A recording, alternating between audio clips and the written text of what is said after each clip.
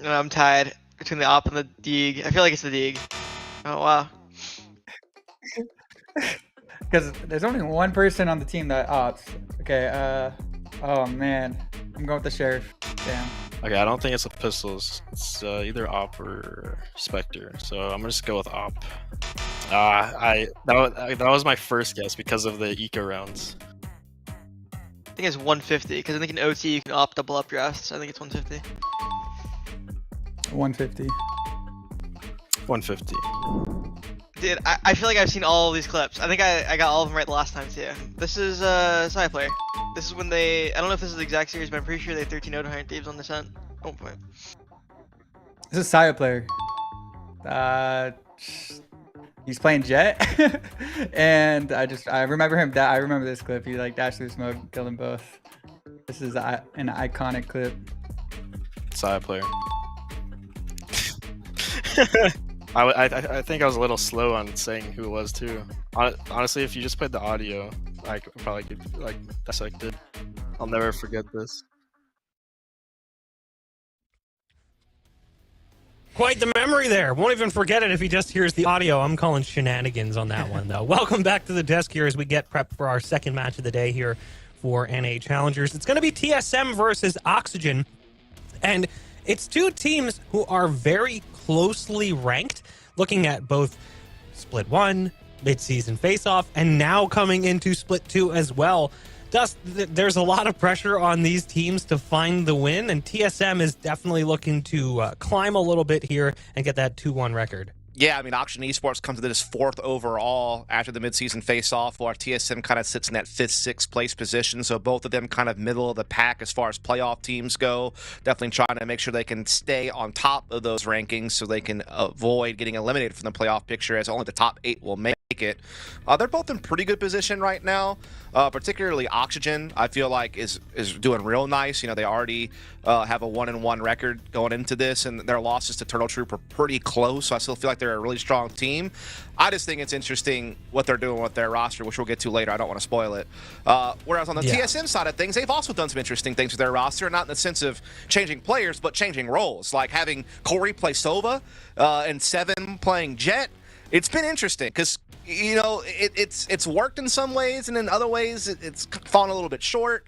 They too find themselves in a similar position to Oxygen in this split, going 1-1.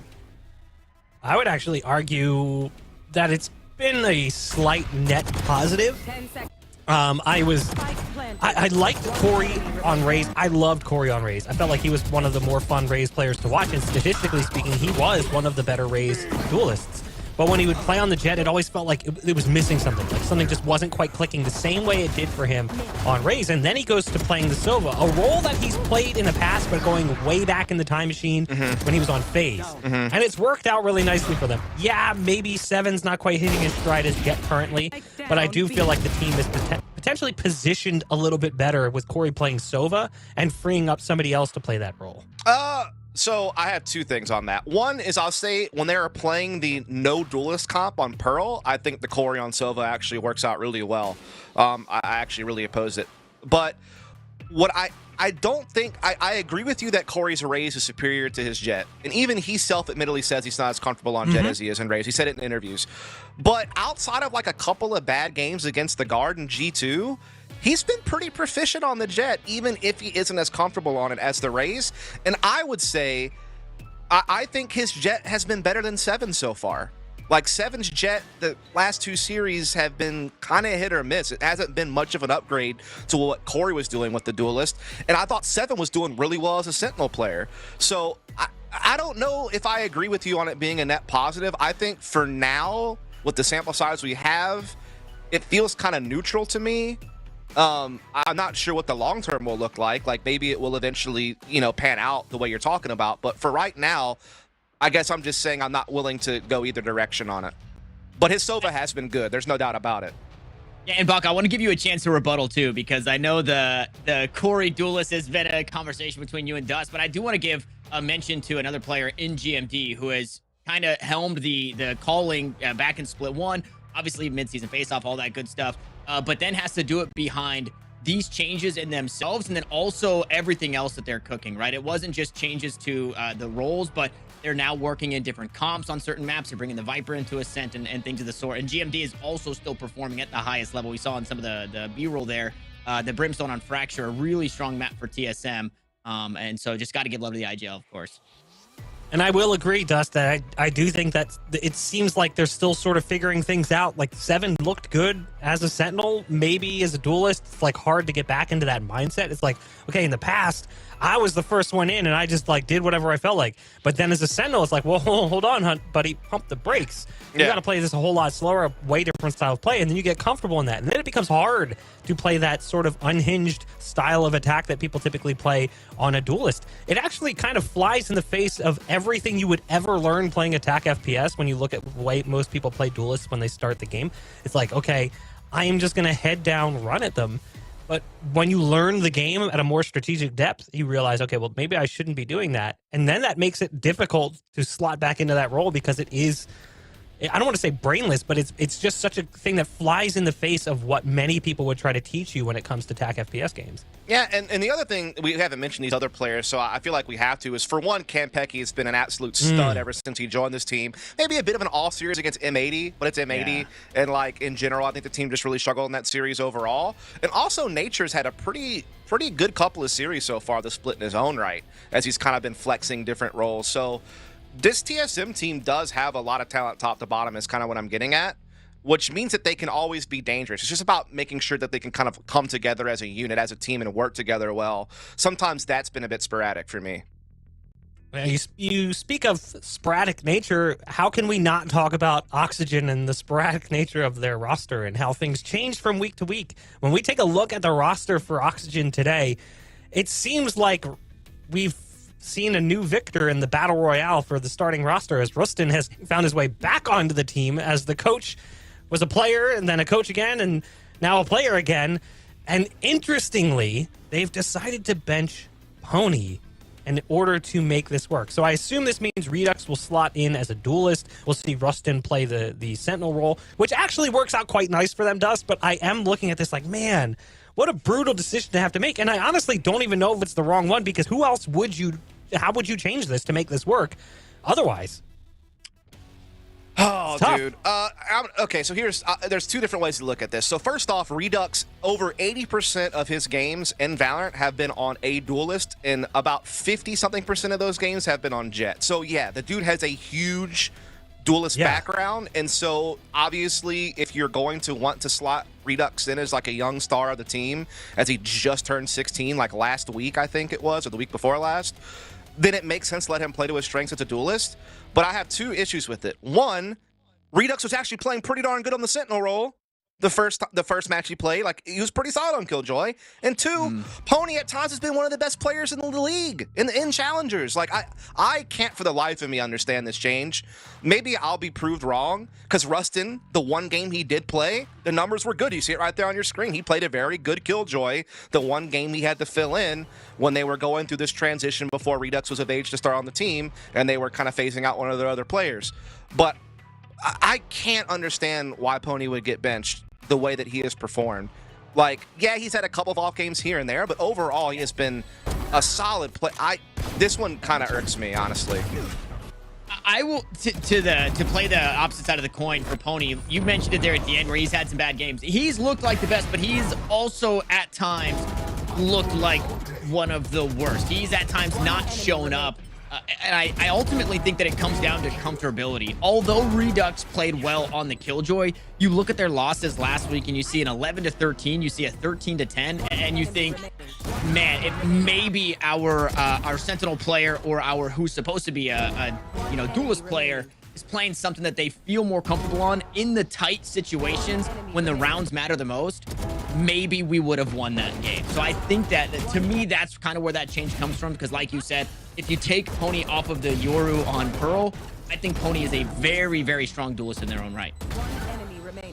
It is an interesting decision because it's a player that we've profiled for being really strong in the past, but I think a large part of that is based off the strength of schedule, and both teams are going to be fighting for a win here because of where this schedule is heading. If you look at Oxygen Esports and you look at TSM, their next couple of weeks of matches are incredibly different in scale. The reason that matters is because these two teams are literally right next to each other in the standings right now. And even just based on current updates off my own mathematics, that's numbers on the fly that I'm doing here on stream, so bear with me. They're both sitting at 23 for Oxygen and 22 points for TSM. That's coming into today. Why does that matter?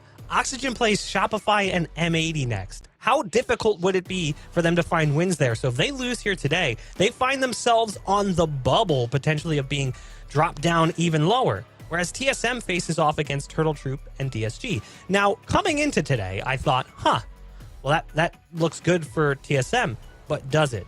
Because the reality is simple. M80, they're locked in. So regardless of what happens, they're not going to best M80. They're not going to slide up above them in the standings. I'm pretty sure M80 is locked in. Turtle Troop and DSG, though, they're in a different territory. Turtle Troop is right on the edge. So as much as I made that graphic originally thinking, oh man, this is really, problematic for Oxygen, it's equally as tough for TSM. Yeah. Because if TSM loses today and then they face off against Turtle Troop, depending on what happens, they could actually find themselves down, as Turtle Troop's currently sitting at 18 points from Split 1 mid-season face-off and the current Split 2 standings, which puts them right on the edge where TSM has 22 points.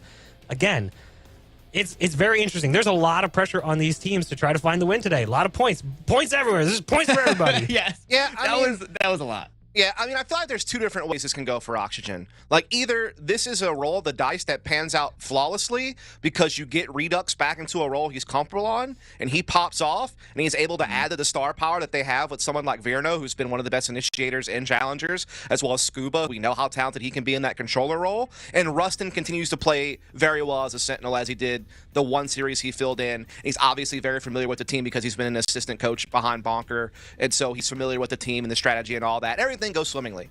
But then the other thing that could happen here is, what if it all goes wrong? Like, you had a pretty stable team with Pony being the duelist player. Redux was doing okay as a Sentinel the match she played it. It didn't seem like there was any real deficiencies there, in my opinion. And you may have just messed up a recipe that was already giving you what you wanted. So, it's to me, maybe there's some behind-the-scenes stuff I don't understand or realize that maybe also spurred this on. That could always be the case, right? Like, we don't know what goes on behind closed doors. People aren't getting along. If, like, people are having a difference in philosophy on the game or whatever the case may be. And we do know from the interview that you did with Rustin that it was always the plan for Redux to be a starter on this team at some point in time. I don't know if they always envisioned exactly how it would go, but they always wanted to do it some way, some form. So we'll have to see how it plays out. Yeah, I just want to add too, like, to have that always, Redux will always be a starter once he comes of age. It probably was as a duelist. So Redux could have even very well said, like, hey, I want to play on this team, sure, but I want to play the duelist role. That's what I want to do. And when you have a star player like that, as much as you maybe don't want to just give in to them, it just makes sense, right? If at the end of the day, your player is going to be unhappy playing Killjoy, even though it's working, sometimes you can't just force things like that. Well, Dust, you mentioned maybe there's things going on behind the scenes. We did have a chance to sit down and talk with the players. Maybe they'll add some insight on that background information, or maybe not. Let's take a look.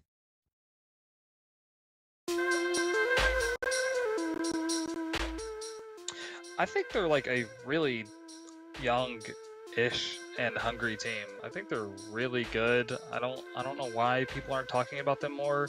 There's some really, really talented people on that team. Ex-teammate and Pecky, like, I know exactly what he likes to do in teams and like his attitude and what he brings. Like, I don't know, they're just really solid overall. I mean, that game was kind of unfortunate, I think, last time we played them. But I also, like, I don't know, I don't really like how Redux isn't playing duelist for that team. I think he's like a really strong duelist player. He's just on Sentinel for some reason. But I mean, I guess they see something, or maybe he's okay with it, so who knows. Yeah, I mean, just making sure we're playing together as a team, I think, is the most important thing when we play against TSM, Make sure that the individual plays that come out aren't just losing us round, no hero plays. We're just all disciplined and playing together as a team, and I think it's good for us, and I think we'll win. Overall, like, that roster, obviously we played them during mid-season face-off, I believe, and we ended up losing to them 1-2, I believe. And I think I think the game definitely could have went differently, but overall, I think we've been improving a lot since that period. Definitely a really solid roster, but all 5 players, I mean, look at them all, it's definitely a very, very good roster. Any one of them can have a really good game, really good series. Overall, like really a lot of smart players, a lot of really capable players, and so like it's definitely should be a very good game in that regard.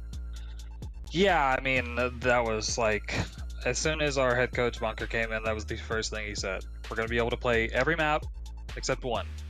Decide what map you guys don't want to play. We're playing every other map.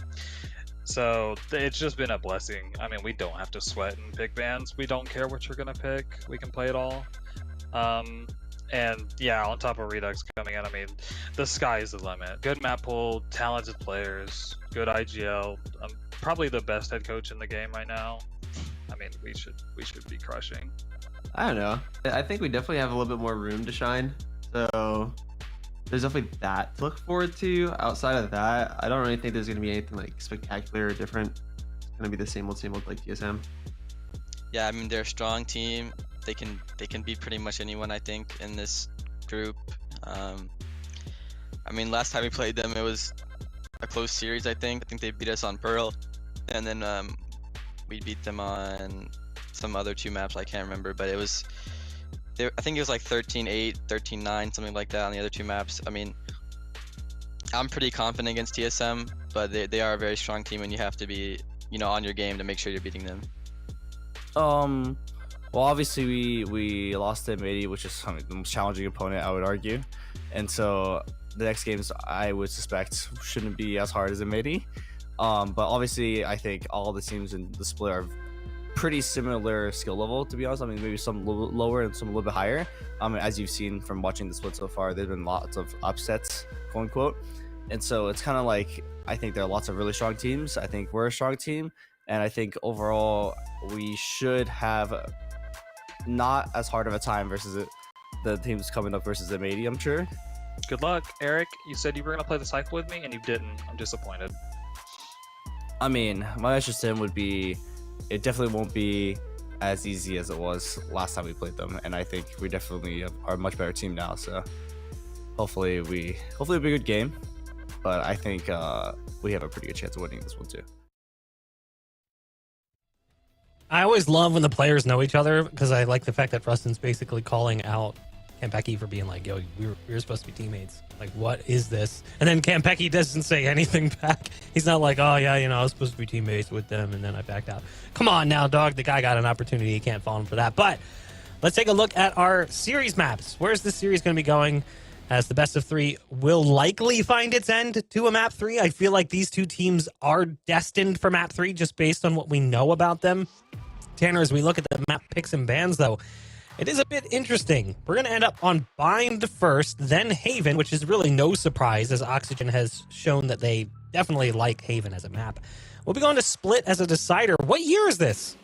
Yeah, I'm all for it too. I love that we get Bind right off the rip because we've seen some interesting things. The last time that we had Bind in the pool, both of these teams did play it.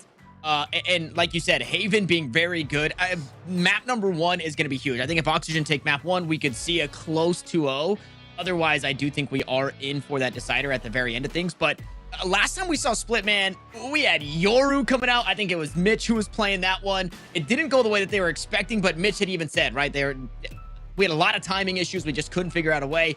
But there's a lot cooked up for Oxygen here. And then for TSM, they're running double initiator, double dive, just going crazy. So this could be a very electric map 1.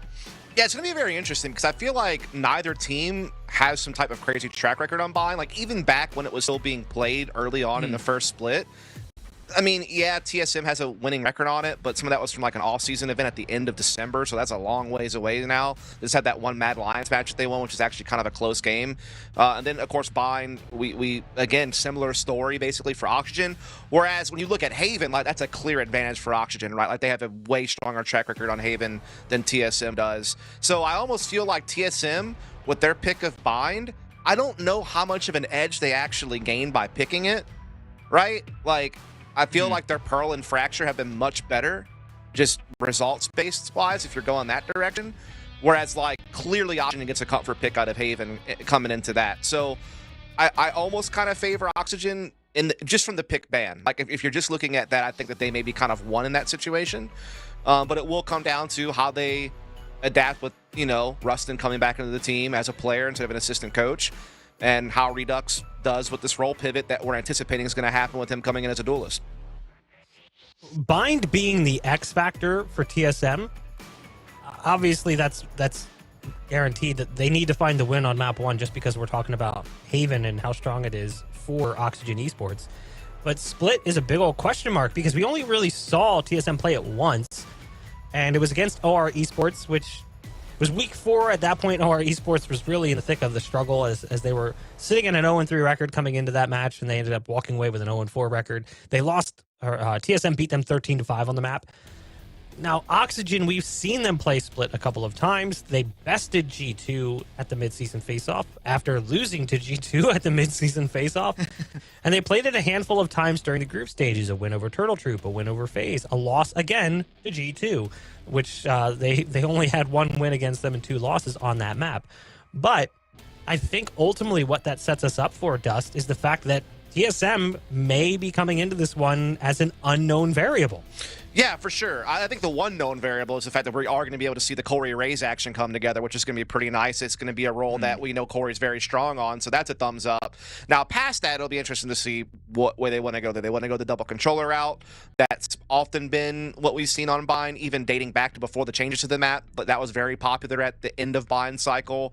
Now, we've seen different types of double controller, whether it's Brim, Viper, Harbor, some combination of that. Maybe an Asher comes in somehow. Who really knows, right? But yeah, I'll be curious to see just how it all plays together. I do think one thing going for Oxygen is now they have like a secondary voice in the server at all times. Their assistant coach can now be that second caller next to Mitch to kind of help with the mid-rounding and help with ideas. And so maybe that can make them a bit more versatile and have a little bit more playbook in them, so to speak. But again, it's all about, does Rustin continue to play well as a Sentinel? He had that one pop-off game, but that was one game. Can he keep it up? And then how does Redux fill the shoes of Pony as a duelist? Yeah, I mean, obviously, you assume a level of comfortability playing as a duelist, but there's no guarantees that that's going to happen. And Rustin said, hey, I feel like I still got it in me. Like, especially after that game, we interviewed him, and he said, I kind of feel like I want to play now. Like, I have this, like, inner urge to compete again, which he even said, admittedly, he's like, I don't know if it would really ever happen. It might not make sense. Like, I have a pretty comfortable role here as an assistant coach. I like what I'm doing, but I did feel that desire to compete again. So now he gets the best of both worlds. He still gets to be the coach, and he also gets to compete. And Dust, you're not wrong, man. Having that extra voice in the server is huge and could be incredibly beneficial for this side of Oxygen Esports. But we do have to throw things to a break before we jump into the agent select for map 1 in this fight between Oxygen Esports and TSM. We'll be back in a bit. Welcome back, Valorant fans. We say goodbye to Bach as we look to get our second and final series of the week underway. I am just going to remind you guys that I am still Tanner Metro, and I'm still joined by and Dust. We may not have said goodbye to Bach. You know, depending on how things go, we may see him shot back in at some point. Yeah, that is true. Bach might make a reappearance as we are in for something crazy. We are running double Brimstone for Oxygen, double Sky for TSM. Things are going to get wild. No, wait, hold on. Things got way more wild. We got a gecko.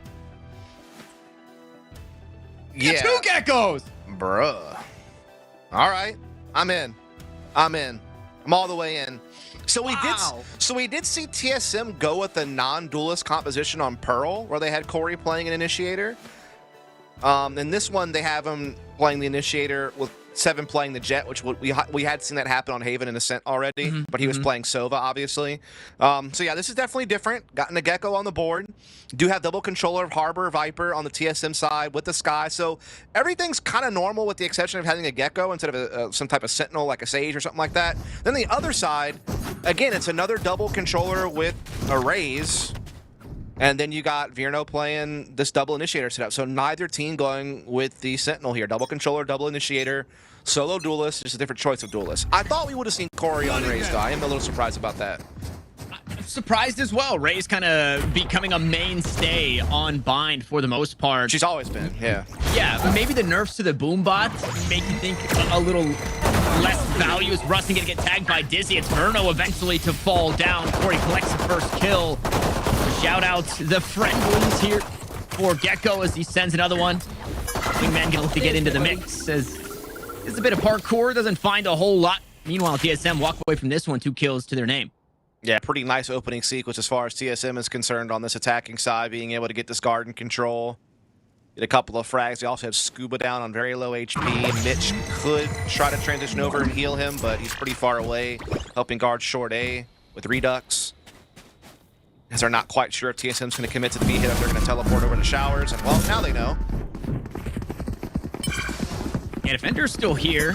Dizzy also left across the map, so that won't be available. High Tide cut things off backside. A player just on the corner, though. It's Mitch. Deals with the first. Carnalito going to look to get the spike planted, but also dealt with the Samuto from Redux. Finds TSM now reeling.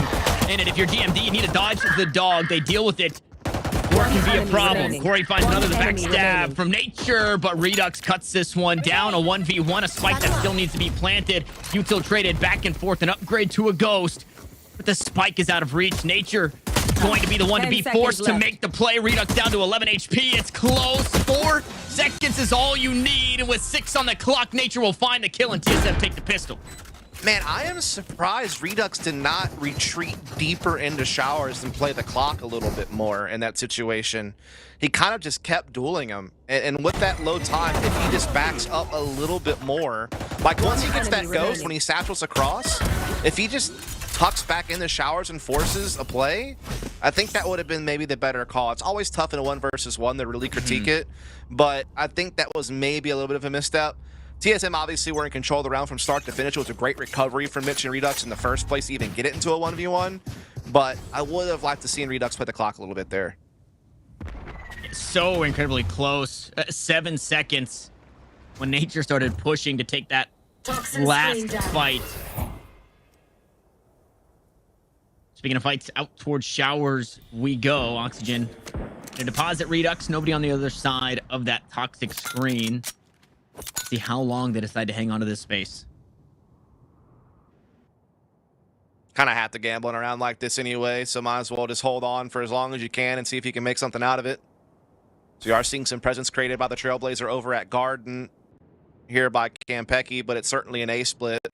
Bulk of the force is coming up through short, just the lurk of Nature outside Showers as the defense starts to break off of that Shower stack. Do have 2 players here, though, and Campeki's finding a lot of forward momentum right now. And that's bought the rotation from the Viper, leaving the A side to just players all around the map. Up through short, a backstab kill. Campeki gonna join Nature here inside Showers with Redux just around the corner. Wingman taken down. Mosh Pit to keep things safe. TSM for now. 4 classics for the defense. Not the best weapons, and Corey will collect a couple more ult orbs for himself. Scuba there for the trade, but now Scuba is the only one that remains for this Oxygen Esports team, and it's not much longer. A near flawless round for TSM as they put 2 on the board. Yep, the start that TSM was certainly looking for. Already got the ult for Corey. The Lionfish of Doom, I think, is what we tried to go for on it. That was me and Shift. Yeah, me and Shift were trying to think of like what all of his animals were. And so like Dizzy kind of seems like some type of armadillo thing, right? Okay, I could see that. I could see that. The Wingman kind of feels chinchilla-y. Wave crashing. And then Thresh seems like a fish. Well, Thresh is a League of Legends champion. Yeah, Thrash. Thrash is what I meant. Yeah, sorry. Does seem like a fish. Does seem like a fish. What if there is a world where Thrash is the fish from League of Legends Fizz Ultimate Underwater? That would be interesting. Less interesting, though, than this fight that's taking place. Redux gonna get forced back there, taking a bit of damage. Dizzy still finding value. Incendiary to stop the push, but doesn't even slow things down. 7 is already here on his front foot.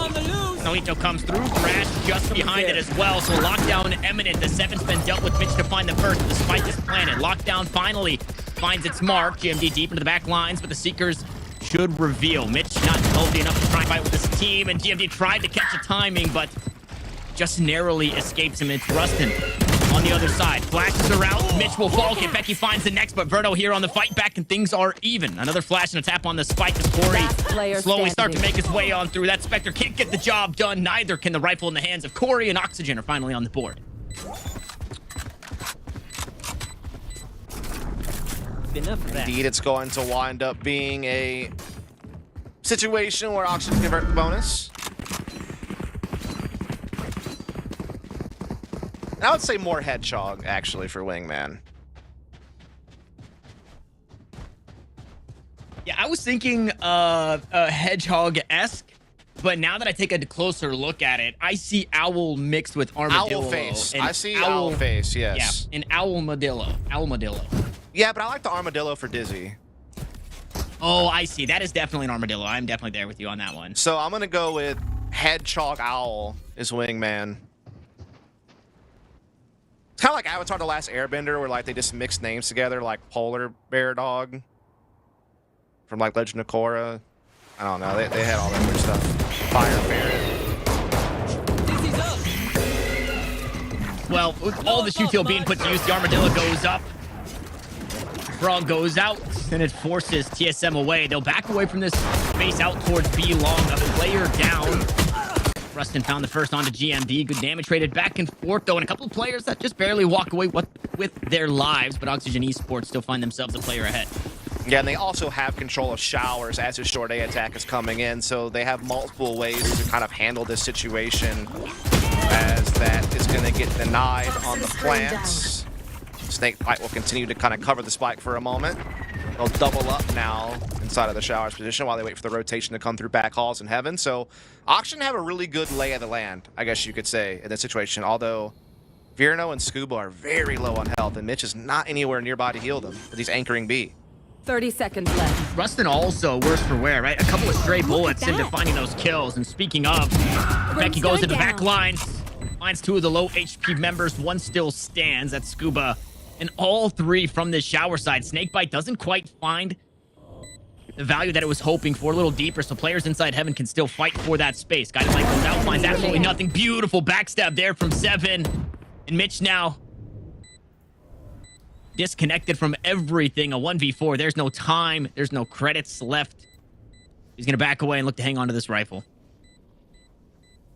Yeah, again, I like what Oxygen were doing early on after they got that initial frag, got the 5-on-4, had showers control with Redux. But it definitely hurts when you have Mitch playing the anchor position so far away from teammates that need healing. And so he wasn't able to get the regrowth in there and rotated to kind of get those players back up to snuff to have a better chance at the fight. Also, just, I mean, a beautiful play here from Kanpeki. Doubling up here with the back hall's disturbance was huge. Enemy remaining. And then Seven just catches Scuba and Redux just having to pick and choose their battles, and they chose the wrong angle. Now they have to come in with a low buy. This is TSM, a chance to go up 4-1. Also, we didn't talk about the last one. The last animal. I'm going with Flubber from the 1990s. Ooh. Going with Rebound for Nature here. Who's gonna try again? Yeah, I thought like Frog Creature. That's fine. I just like the Flubber reference, but that's really old school. It's like late 90s. I'm a boomer. I understand this. And I mean, although that's not a whole lot, right? Rustin just gets flashed up. You get that information at one player is backside. It's surprising how much value Corey's able to get out of that by itself. And even here, right? Planting into the back lines, expecting players inside shower. So good value already from all this Gecko utility. Kanpeki also going to get gooped as Redux picks up one. I mean, Corey's just finding the world's strangest kills. Corey on Initiator just seems like he's the most comfortable player on the server. Yeah, he's definitely showing his versatility as a player. Again, he was doing pretty well as a duelist for this team. Obviously, his Raze is a little bit stronger than his Jet, but his Jet was still pretty efficient. But now, you know, we've seen him play Sova in a couple of games and play that at a pretty high level, despite not having that many games on the Agent. I think he only had like maybe a total of 12 games on Sova or something like that. And now he's coming out here with Gecko and he's popping off with that. And so if Corey can prove to be this flexible, his value just keeps increasing, right? His stock just continues to rise because he already was one of the top performing players in challengers when he was strictly a duelist, and now him being able to play, you know, these different initiators, you know, give Seven a crack at Jet a little bit, see if that works out. Mm-hmm. You know, the fact that you have Campeki being this really strong flex, like, initiator player. Gamon gets to be back to being a controller, which he was always the most comfortable throughout his career. Like, they are nice little building blocks for TSM to kind of, you know, get back up to a high level. That's for sure.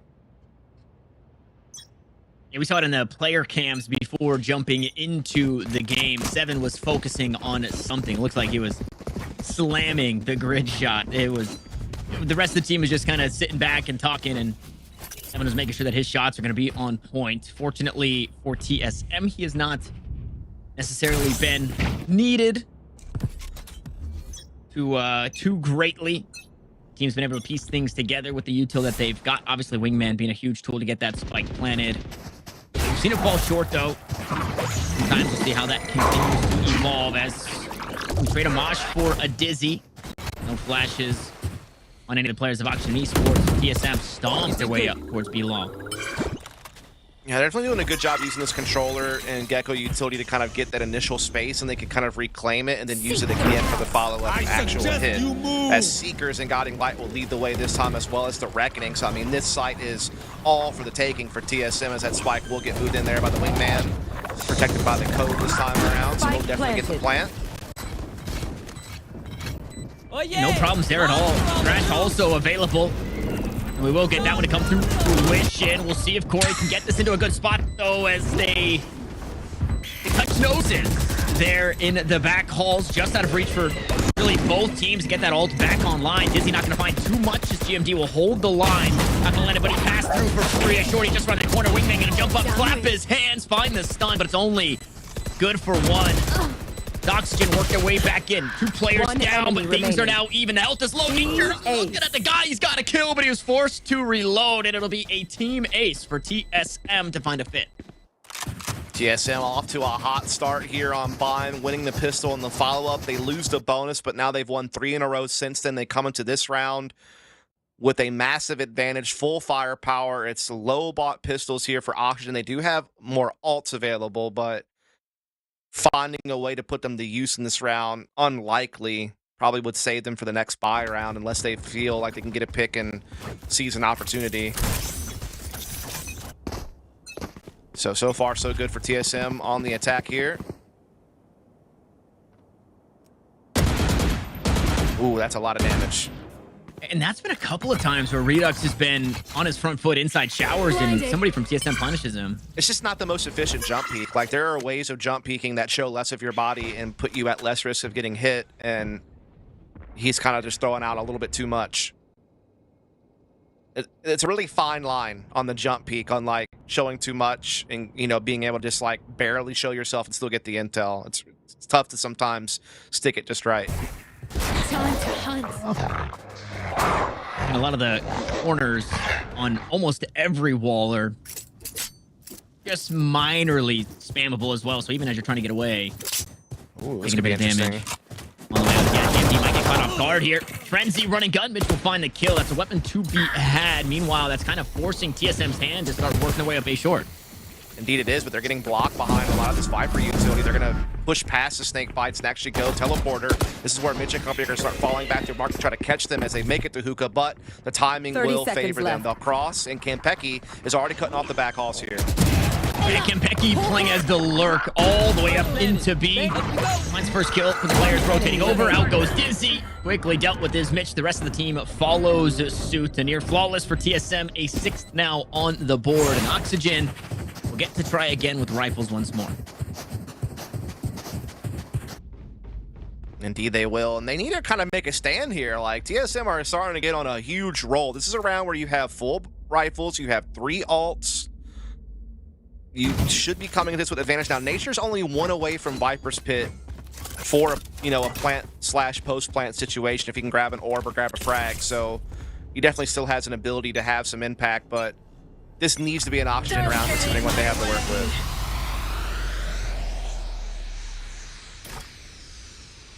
Yeah, and I guess in times like this, you can see where the Rays would be nice, right? Trailblazer will obviously do the job to find this Viper, but having a rocket that would do it you know, having a boom bot that would help as well as teleports are taken here. It looks like TSM just going to link up with one another inside of market. But a Trailblazer use, they basically expend that for really not a whole lot. They don't see the Viper and they say, well, we can't go here. Yeah, now we see Mitch kind of jump peeking a little bit at guard, and obviously that cascade will kind of tip him off. As he interfered on the doubling up, Dizzy and the guiding lights. What did he do? Oh my goodness, that was a brilliant combo. Yeah, those are the things that you love to see. I was saying earlier, I was surprised that Corey was finding value because you can just shoot the Dizzy out of the sky. But when you put it behind a flash, it gets a whole lot harder to do. That flash gets extended. And while TSM, they're feeling the heat from that one. Kempeki and Corey, both initiators, they could look to piece together a combo like that themselves, but outside of that, that was sick, dude. Yeah. Like, pick your poison. You know what I mean? Like, can't destroy them both. You're going to get flashed somehow. Wingman gets used to clear out a little bit of fountain position.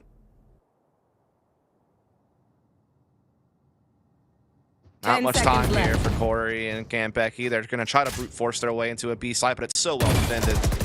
I mean, it's 5 seconds. They can't even do anything. Last Round's going to be over. They'll find some kills, sure, but... Oh, I thought maybe they were going to get the plant in time when they sent the wingman out, but no. I miscalculated. Yes. That's on me. Sent it out way too late. Yeah, they did. Everybody miscalculated.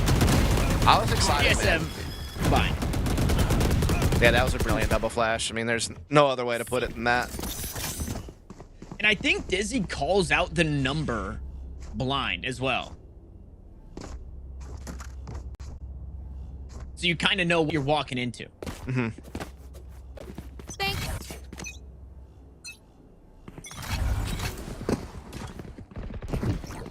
Get out of my way.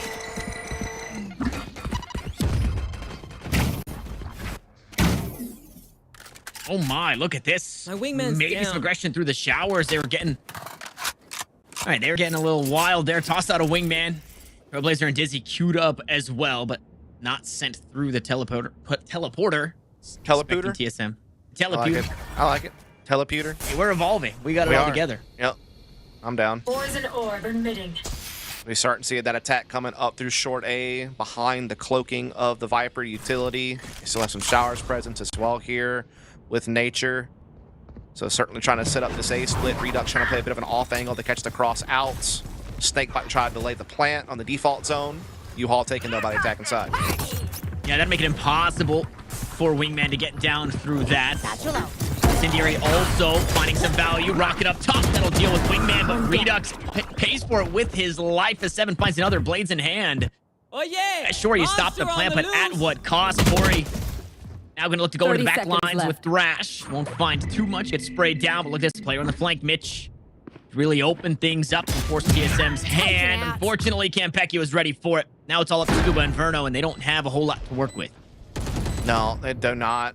They're just kind of guest spamming through the sight box here. They're both kind of trapped in heaven and back halls, and 2v5, probably just time to back off, try to save these rifles.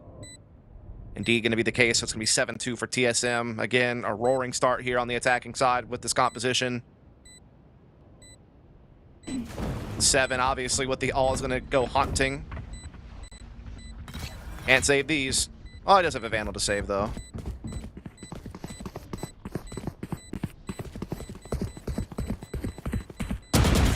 TSM's economy is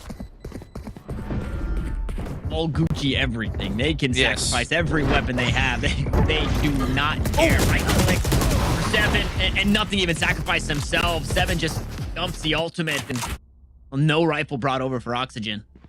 No, not at all. And it's kind of a weird spot that they're in because Scuba and Redux cannot really afford anything. And they have a couple of players who got money, but how you want to disperse it is going to be a tough call. You know, you're getting to that kind of point where you don't want to just keep letting TSM get rounds for free by ecoing. And so they do decide to force up here. Vandals and 2 Stingers. They do have 1 ult available as well. I mean, no one's really leaping off the page right now for Oxygen. I mean, it's a tight frag distribution, but in kind of all the wrong ways. Meanwhile, Corey's been teeing off with Kempeki as those initiators, and I mean, no one's really lagging too far behind over on the TSM side of things. They've been very good at pressuring, you know, the map. Yeah. You know, on both sides simultaneously.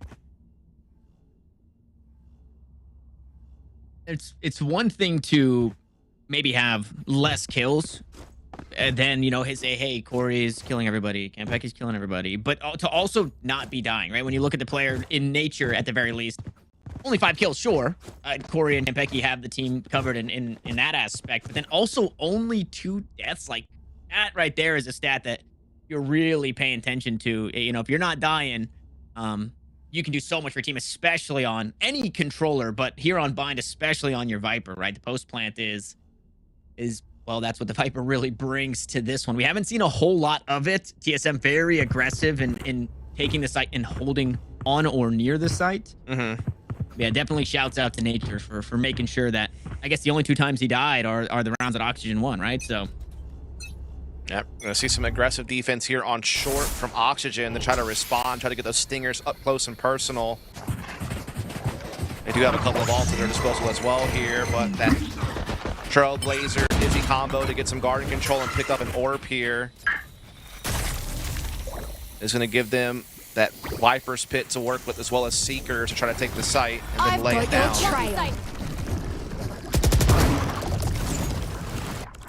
Seekers through.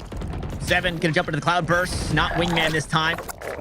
Nature just ready for the push now. Finally, Wingman will make its way onto the site. Spike planted. GMD now into the back lines. 1 cascade to play with. Lighter weapons on the other side. Good timing though for Oxygen. Rustin finds the first. Scuba there for the trade. Things are even Steven for now, but a weapon picked up. So it's 3 rifles coming into this round. Beautiful Dizzy usage there. 7 still playing inside the tube. Hasn't given up his position just yet. 2 defenders now hopping out of hookah. They're about to run the jet down. Viper's Pit, things get a whole lot harder to push on through. Shorty in the hands, but it's not going to be enough. There's no decay. They try to toss a Wingman of their own to defuse, but it just does not work. Verno on the spike. Corey swings through the pit and will find the round. You can tell that TSM were hoping they weren't going to have to spin the Viper's Pit there, but then when those 2 kills happen in back halls on that exchange with Gamal and Kampeki, they feel the need to deploy it to go ahead and kind of, you know, have that extra insurance policy to close out the round, and it comes at just the right time as Corey plays off of it perfectly to grab 2, grab the Wingman off the defuse, and then grab a 3rd in the end. So he is, again, having a hell of a game right now on this Gecko. Yeah. His utility was so good as well on those 2 players that came out of hookah. So definitely, you know, landing the mark as far as utility uses, but also fragging out exactly what you want out of him. And now it's a share-out save here for Oxygen. Wow, TSM ready for it, but some things you just can't account for as Redux walking up, cutting you down. Verno will find another, but who better than Corey to find his way into the kill feed? A near flawless again, only losing a couple. TSM, they just keep marching forward on this attacking side. Yeah, in a map where we didn't really know what to expect because the sample sizes for both these teams were so small.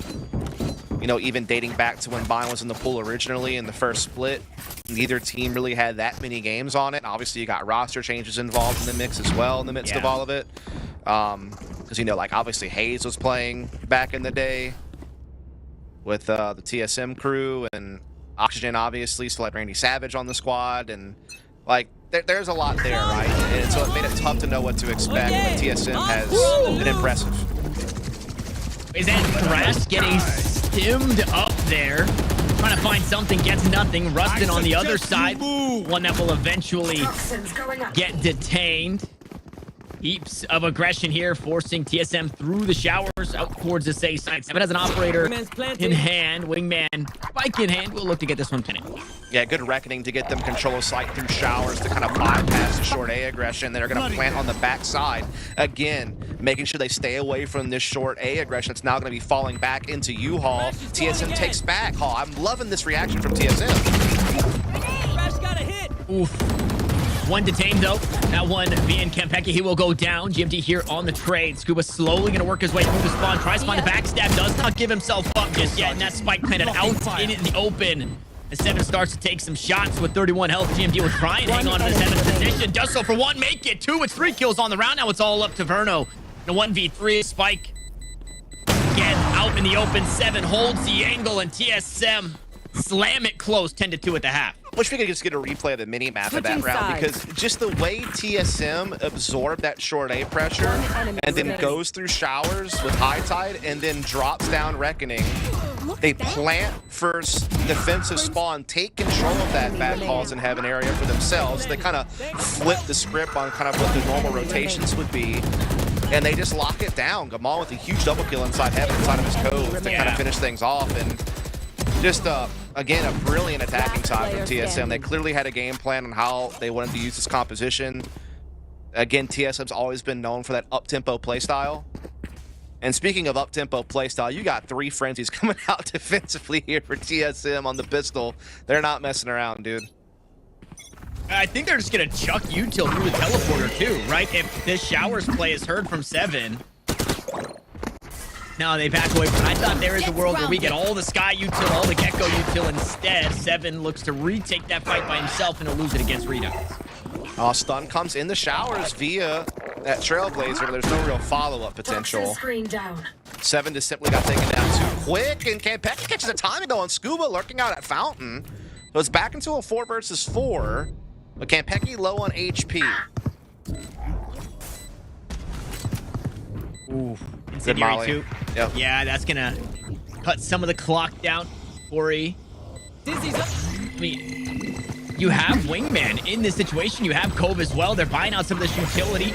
Unfortunately, TSM can't get back in any of this time. That's starting to be wasted. Cove being used. Corey uses Wingman to get onto the spike. Now they look to fight inside showers. And Oxygen have done just enough to hang on.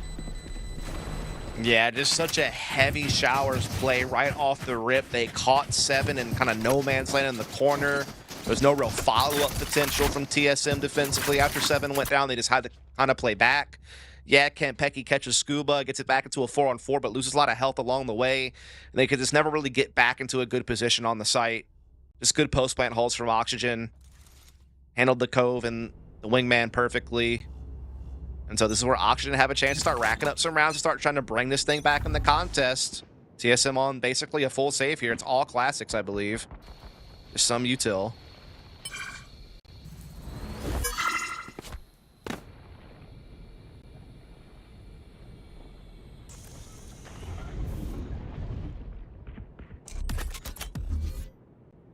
Launching smoke.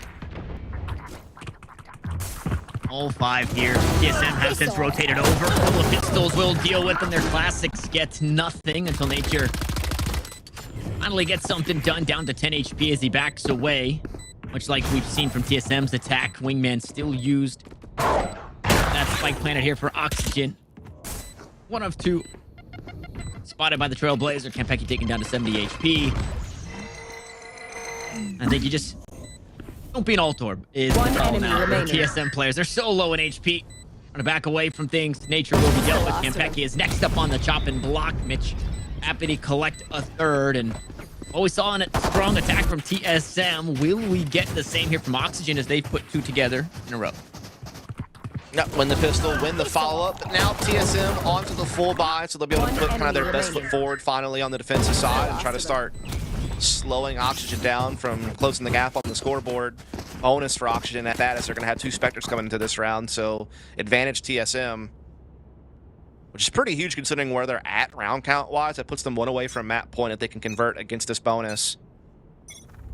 Looks like we are going to see Oxygen gathering up here at short A very early on. A 3-man stack from TSM early at Garden.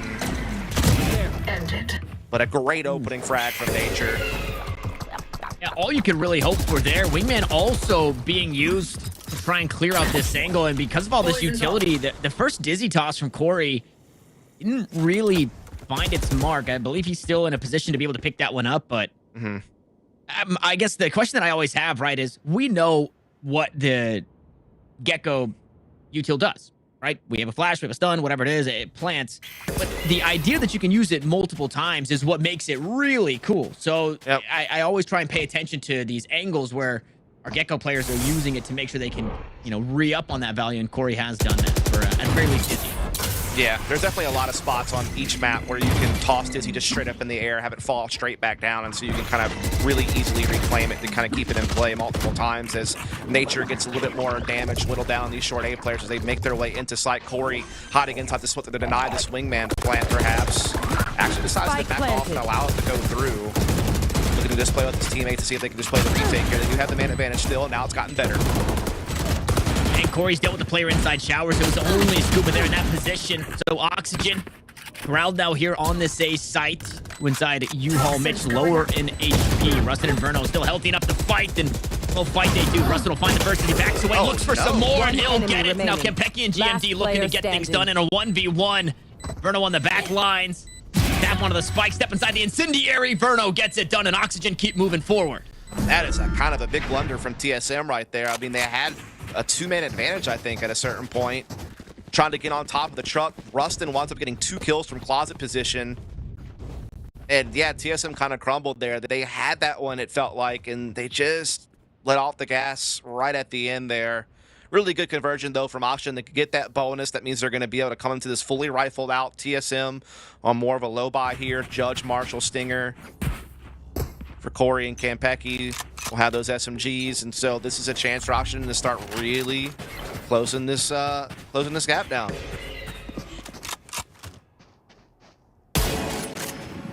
Oof, good shot from 7, only to the body though. Yeah, and that's going to be rehealed pretty quickly.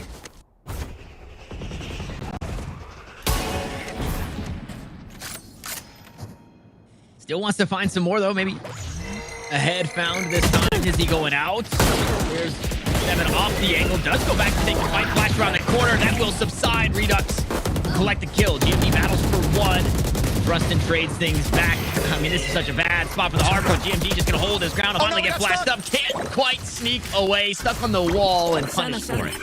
Yeah, that's tough. Wingman and Dizzy will get reclaimed here by Verno. Just Nature and Corey left.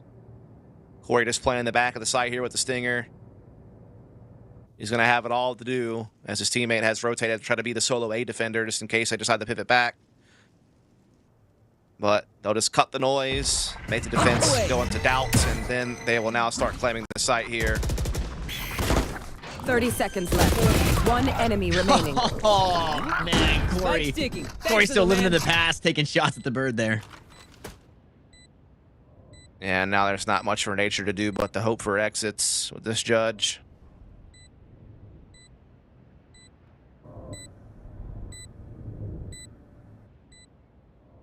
Yeah, that stinks. Just an eco round, though, so TSM just kind of back and forth in that economy. Not really able to get their feet underneath them. Oxygen, however, much like we said about TSM, all Gucci, everything, Oxygen is also leaning that way. Taking very minor losses in a couple of these rounds means it's going to be a hot minute before TSM finally finds a moment of respite, if at all, right? TSM starts to put some rounds together, and Oxygen is going to be able to buy for the next 2, 3, 4. Finally, that spike will blow. The round belongs to Oxygen. Confirmed here. 6th picked up in TSM. I mean, they got to show us something different here. Try and find a way to stop this this Oxygen Esports attack.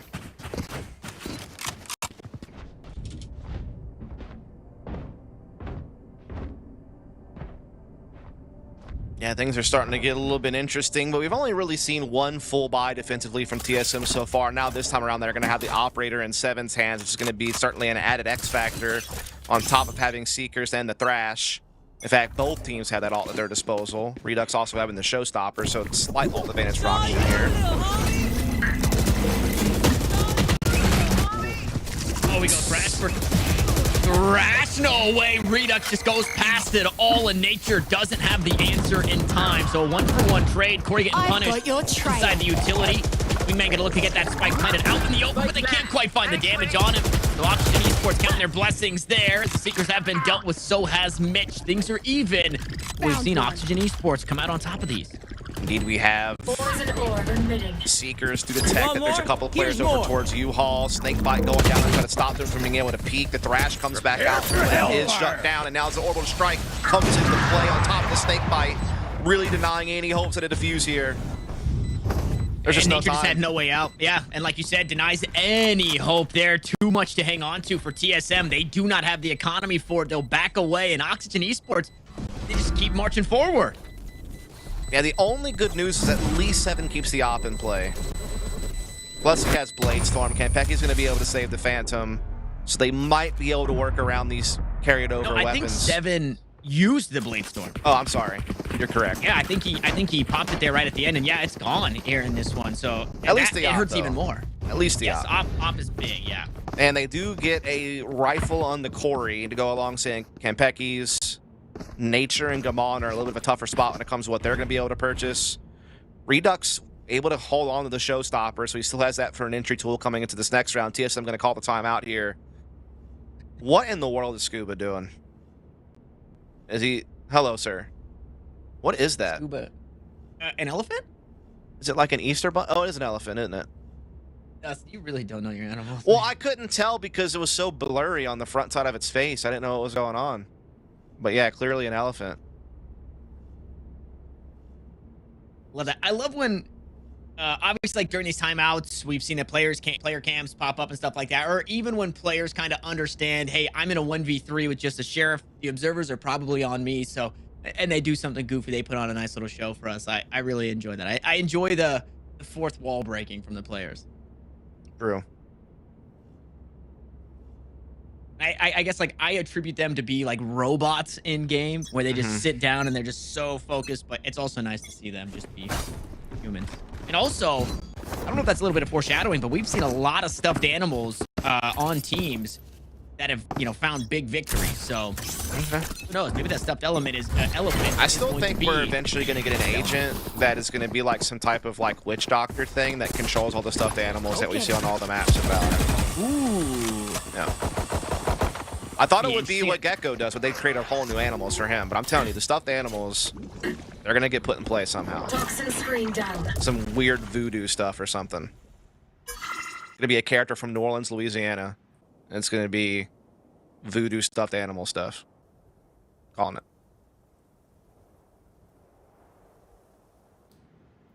See, now they're definitely not doing it. Yeah, definitely not. You like the idea, though, outside right? of the box. Yeah, I like the idea of like if you knew where Corey was, you could send one of the worms underground to like tremor up underneath him without being hurt or something of the sort. I think something cool there. This is a scare spot though for Wingman. It could get spammed. Oh, the judge doesn't land. I mean, that L-shaped box, you can shoot through it. Unfortunately, TSM don't, and that sets Oxygen up now in a pretty good post plant. We know they have the lineup available. Meanwhile, across the map, Scuba is playing around the world. Trailblazer. Get some early information. The problem with this is you have to buy the Shuto before you look to use. Well, actually, Corey's dead, so no Wingman. Paint Shells will also find a kill onto Nature. I'm still holding the angle, but why would Oxygen ever peek? Why would they ever peek? Yeah. TSM are just running for the hills. They just have no way to retake this. I mean, One all enemy the utility that's remaining. down by the spike, the positioning Oxygen have, and they're not even going to get away. Scuba there in the back lines, cutting off that fallback. And Oxygen come up huge. They're only 2 away from tying this thing up, and the credits are starting to become sparse for TSM. The sweep is real. They have yet to drop around in the second half. And honestly, a lot of these rounds haven't even really been that close. It's been pretty dominant from Oxygen on the attacking side. Yeah, I mean, you can see it in the economy. You know, you lose 4 players in killing 5 every round. You're going to be struggling to buy back into the rounds coming. And, well, 7,000 credits for everybody. TSM are tired of playing the game where they just allow Oxygen Esports to plant, so they look to fight for some early aggression, some early space. And much like we saw, right, teeter-totter, push down short means a push through shower. Yeah, just absorbing the pressure, bypassing it, and knowing where the gap is going to be and exposing it for this plant. And it's going to be a similar story to last round. They have a similar plant, similar post-plant positioning on the Oxygen side of things. Paint shells come in right off the rip there from Redux. That stopped that defuse from going through, and now Verno has the Mosh line up. But once again, cover the spike and a showstopper. I mean, oh, that's ripped apart, though. Holy cow, 7. Wow! Last player standing. Made it hurt for now. Verno gonna try and hang on here. Mosh already used the rest of the post plant. Already makes its way through. Campecchi looking to get this one the whole way. Spray through the wall. Verno hoping for the fight. Finds the wrong kill, though. And Campecchi able to stick the spike and find the kill. Wow, that was wild. You thought with Verno having the Mosh line up and kind of just how the round was playing out, that Oxygen were about to close out yet another one and start working towards that tie game situation. But TSM launched back into action. They completely clothesline the showstopper before it can even get even an inch forward.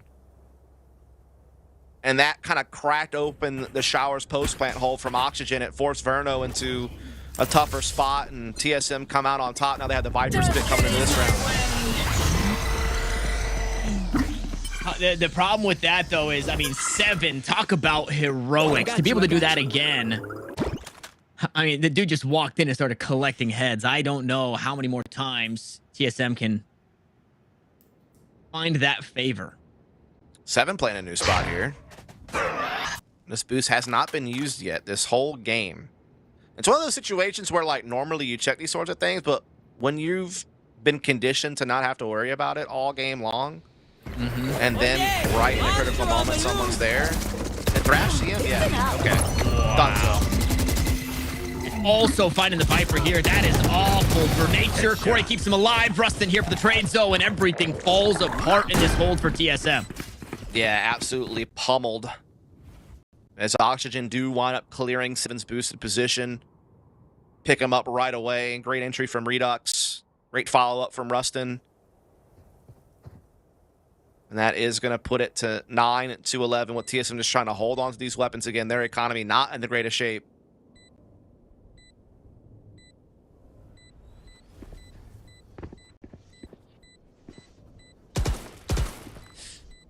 Yeah, okay. I was gonna say, I don't know if that's a fight you want to take, Campecchi. You know that they play outside Showers, so he does. He gets some info, backs away. Looking to hang on to his.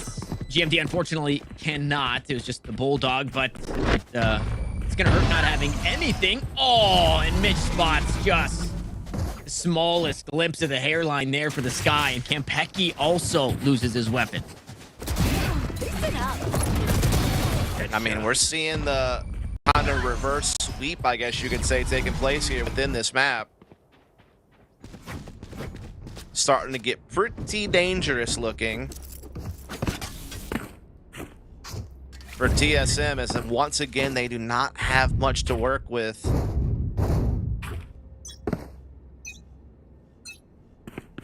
Wave crashing.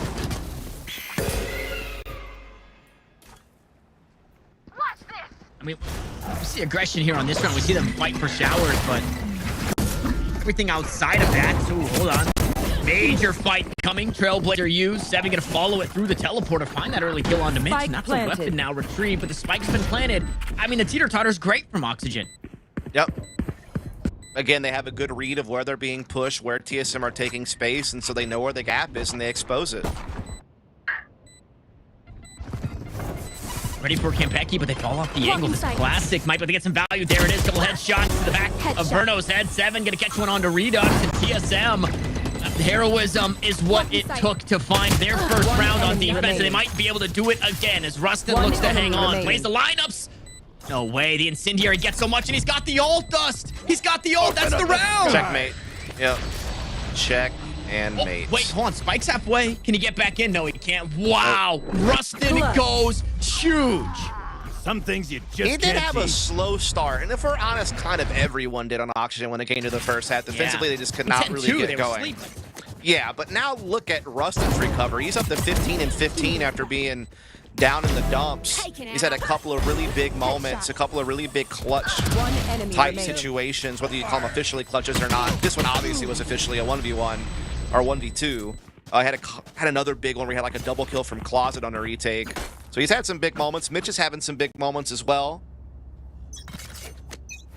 And so here we go. TSM need to find something here pretty quickly. He's starting to run out of buy rounds. He's so cute, man. Very.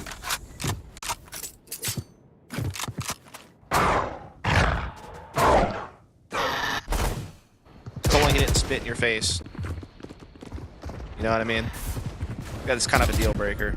Yeah, not great. The spin isn't awesome. Good teleports. Okay, we match it. Aggression out towards A, leaving this B site. Seven's giving himself up. He's in What trouble. do with it here, though? Yeah, in trouble. Flashed up, not taken down just yet. Is going to be the only defender here on the B site now. Corey just around the corner. Scuba first up and ready for that. Thrash now for the information. Lots a handful, but the paint shells, the util is also good to keep this defense off the site for now. And guess what? Scuba's just locked it down with the pit. Yeah, very forward pit that extends into back halls. Redux already reaping the benefits of that with the shorty. Now picks up the the Phantom. And it's looking like Oxygen are about to wrap the bow on a tie situation. Rustin has that Molotov as well. Doesn't land exactly the way that he wanted to, but it'll do the trick. Defense backs off, saves the weapons, and we're square 11 all. Oh boy. Wow. Can't say I didn't expect this. I mean, these two teams very close in the rankings, very close in the standings. Their first time playing against each other was also a very close game, win all 3 maps.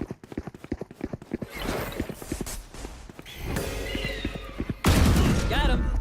And TSM, every time they try and save their weapons, just have not been allowed. Nature will hopefully, Rustin on the hunt. Nature finds a kill, no response behind it. So 1 weapon brought into this next round, but the winner of this one will force that point here on Bind. A reminder, 10-2 at the half for TSM. They've only picked up 1 since then. We'll see if they can match the 2. That This has Oxygen just is able to find. been the day of attacking halves. Like every map, every attacking half has been superb from each team we've seen so far tonight.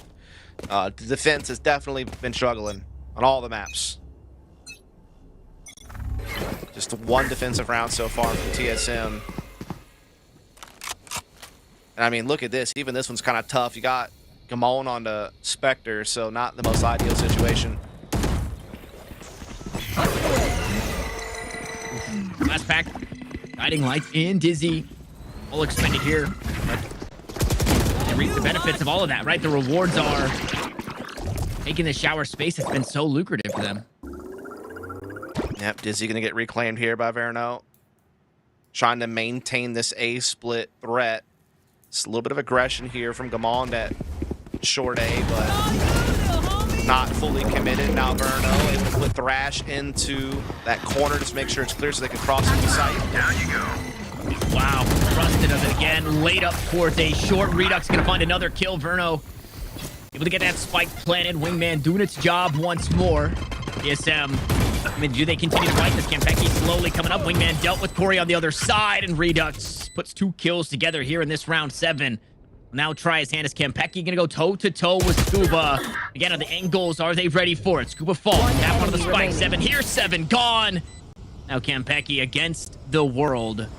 It's Oxygen Esports, it's not just taking the site, it's the ability to hold it on the back end. Campecki tried to sneak away through the teleporter, he does so, but it's his lifeless body to do it. Match point. Oxygen, I mean, the battle back, the comeback from this team to try and steal this map away, and they're about to do it.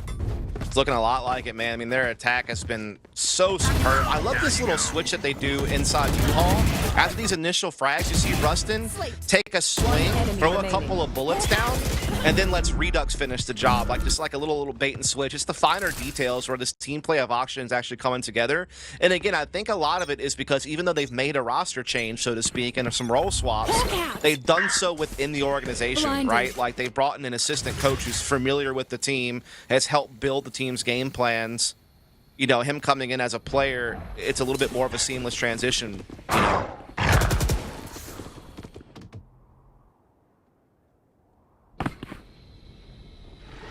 In the right read from Oxygen. Corey says, guys, I'm top fragging. My Phantom is shining. Let me fight for showers control. And oh, nobody's home. Up towards A short. Oxygen Esports take all of this space, and we'll see how ready for this TSM are. Because I don't know if they're trying to find this read or if they're looking to rotate in GMD. I'll be walking into the Lion's Den. Verno just around the corner. Shorty queued up, but not even just yet. Verno finds the first. Corey there on the trade. Is he expecting another? Redux on the other side. Flashes come through. Here comes the showstopper, though, trying to run Corey down. But Redux bides his time. Doesn't go too deep there. Does not take the bait with Campecki just around the corner. Things that have been a little bit too scary. And now Nature out on an island as he tries to cross over to showers. Good snake bite there. The keep Shower's position in place to allow the safe passage of this plant. It's a smart move from Scuba. Poison Orb now to cover their retreat into post-plant positions. Trying to close this game in regulation without a need for an overtime, but Kampeki has different plans with the Guardian.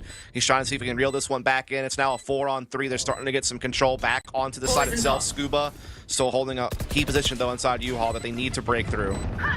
Paint shell out. Rustin finally killing Kampeki. In through U-Hauls they go, and now it's all up to Rustin. He's been good before, but he already used his Incendiary. Needs to kill the planter. Needs to be perfect here. Expecting a player up top. Nature's just going to stick this one the whole way. 7 next up, and TSM have done it just when you thought they couldn't. Push to the brink, and we're headed to overtime. Switching sides. Overtime. Just when you thought Oxygen had them. Just when they were dominating the half for such a long time, somehow, some way, TSM fit the final round through to put us into overtime here on our opening map. I mean, It's poetic. it's so crazy. Like, it's like, where's it been all half long? And then they just get it done right when they need to most. What a marathon of a night. All the maps. Got ourselves our second overtime.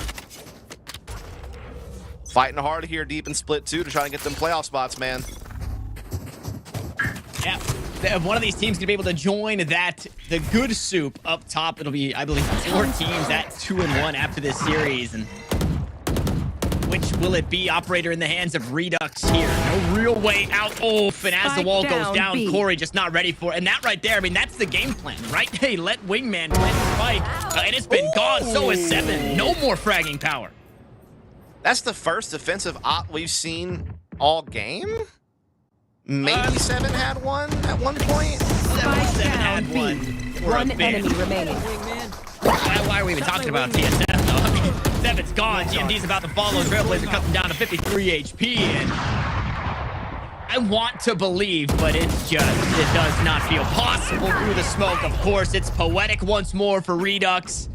And now at this point, if you're TSM and you didn't get it done Match point. on your attack, can you get it done on your defense? I mean, that is pretty nifty to pull that out in overtime. First time we've seen Redux have an operator the entire game. And he pulls it out in one of the most rare occurrences where you have limited credits in OT to spend. It's going to, limit your armor capabilities. And he pulls it out and finds a hat trick to put them up ahead. Boy, oh boy.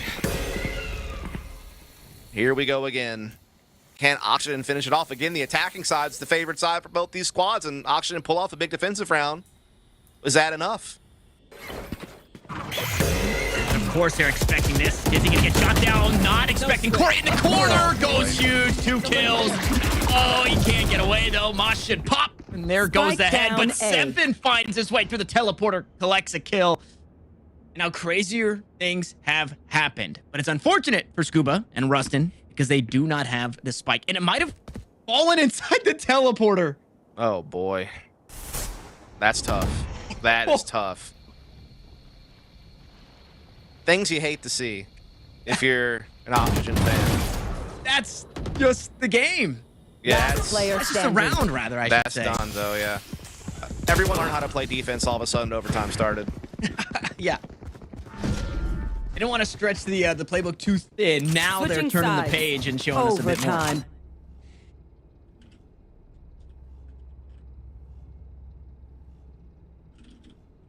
We go again, Dust. Woo! Another overtime. You and I here. When we saw it earlier, it was the team that was making a comeback. That was G2 Esports to eventually get it done. They made the comeback come all the way through from their 9-3 half. They close out Pearl. We'll see if... I guess Oxygen was the team that was making the comeback. Then they had the lead towards the end. TSM pushes to overtime. So if we're sticking to the earlier script, it means Oxygen should get it done here in the next 2 rounds. But I don't know what to believe anymore, man. Yeah, I'm kind of out of ideas, out of speculation. When you get this deep, when you get this lost in the sauce, it's kind of just sit back and enjoy the ride. You know what I mean?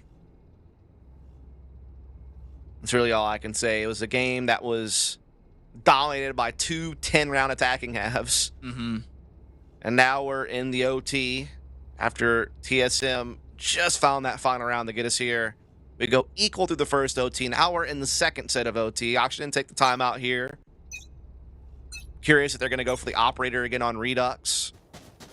Indeed, they do. Do they want to change it up, though, is going to be the question.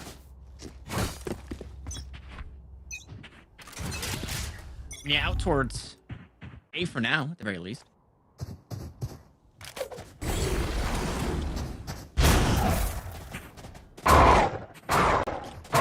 Keywords for now. We'll see when those rotates do come through. Looks like Rustin could be the first to do so. Dizzy's down. Oh, Seven just put in a bad spot. No help behind him either, but Corey there for the trades. Wingman's out. Smosh goes down. Verno inside of it. Do they expect this here? Corey's been dealt with. That's your planter down. GMD on the trade. The rest of the attack now made their way up through hookah. They drop down on the site. Rustin gonna have to try and hang on. Expect the player to go up top. Finally gets that call. Nature falls. Rustin does it again, but needs to do it once more with 30 HP. It's all up to GMD. Got the spike in hand, but I mean, a world of hurt in front of him. Yeah, the only thing going his way is he's got a little bit of time. He's got the spike in his possession. But outside of that, everything's stacked against him here. Rustin did such a great job holding the back end of this site. Yamal trying to clear corners, trying to find a way back in. He is finding nothing. Oxygen playing so disciplined right now, not giving him any 30 looks. seconds left. Just playing together inside the back calls, willing to just play the retake together as a unit if need be. It will come down to that, but again, I just love how they have not given Gamal anything. Man. And they post Redux up. He's got the Overwatch. The rest of the two infiltrate the site. No need for this. And for whatever reason, both of these teams have just as many defense rounds in overtime as they did in regulation. Switching sides. Classic. Match point. Well, I guess Oxygen does. I don't know yet about TSM. If they get it here, then they would have just as many. Yes. One enemy remaining. Man, also the goal. Right, for Verno to push through the mosh pit on the other side of the sky smoke and find that kill onto Corey. Huge, man. It's Oxygen are pulling out the risky plays and they're paying off.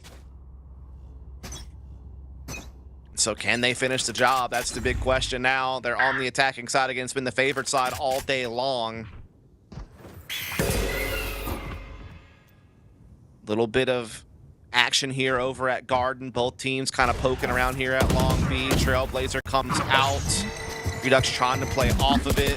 Dizzy gets sent through, so Garden gets cleared out, but the defense still making some good rotations. And Corey gets a huge dink on the Scuba. Doesn't find the kill, though, and you are going to be very sad if that comes back to haunt you. Yep, I mean, everyone from Oxygen's gathered up here outside B. They could easily make the transport through the teleporter if they want to, but Nature is waiting on the other side inside showers if that were to happen. Guiding Light confirms the presence is still here. Smokes go down on the elbow. They're looking to press, it looks like. Ooh, Wingman's coming. There's players behind it. Redux gets dealt with. I'm going to find that kill. Make it two as Verno protects his trusty companion. Or he finds some spray just spotting the legs of Rustin, and Wingman on the opposite side doesn't quite find the same value. Verno gonna play spoiler here though. Scuba up top. Scuba gets healed, and that's the kill that you would have liked to have had moments ago. Finally, the next fight is up in its nature to do it. Verno tosses out his flashes. Is that gonna be enough? Lines him up, takes him down. Thrash available. No shot. The lockdown, and Verno gets it done. That is how we close out Vine. Oh my god. I thought for a brief moment that he was gonna get screwed on that Thrash timing, but he makes it happen. What a clutch from Verno to end the game. What a way to finish us off with some fireworks. Just a brilliant clutch in the end from Verno. Dizzy's steps out, doubles up, and then thrashes his way across the finish line. A wild game, a crazy comeback, overtimes galore, but in the end, Oxygen come out on top on TSM's map pick of Bind, with Haven around the corner, a map that Oxygen have typically been very successful on. So I'm sure they're feeling pretty good about how things are going right now. Yeah, wow. Again, heroics for TSM is what pushed them into overtime, but wasn't enough once we got there. Both teams winning defensive rounds in overtime some way, somehow, and then eventually it's not even that trusty A hit that worked for Oxygen. It's finally B hit with a Verno clutch. Rustin also, you mentioned it in the middle of the game, really stepping up big time. And This is so beautiful. take one final look. Yeah, that's just so tough. You feel awful there for Kampeki. What do? You walk away from it, or you try and run them down like you do a Sky inside her Trailblazer, a Sova inside the drone. Yeah, that's a tough one. Unfortunately, yeah, neither of those can lock you down. And we talked about kind of implications of this first map. We didn't know what to expect, but we do know that map 2 does look pretty good for Oxygen. And if they were going to close it out in 2-0 fashion, it would be by winning Bind here. So we'll see if that prophecy comes to fruition after this short break. With eBay Refurbished, you have a choice of refurbished qualities to best fit your budget. Certified refurbished items are restored by the manufacturer to like new for up to 50% off. This drill was barely out of the box. Soon it will be back to working like new. Here's how it works. Every item is carefully inspected. Any imperfections are fixed by the manufacturer or manufacturer-approved vendor. Then it's tested to make sure it's working perfectly. Once it passes inspection, it's given the verified stamp of approval. Then repackaged with new accessories and shipped to its ultimate destination. With Certified Refurbished, you can shop with confidence because all our manufacturers go through a rigorous vetting process. And every purchase comes with an award-winning 2-year warranty, a money-back guarantee, and hassle-free returns. That's what makes it the smarter way to shop for premium brands. eBay Refurbished. Like new products, better than new prices.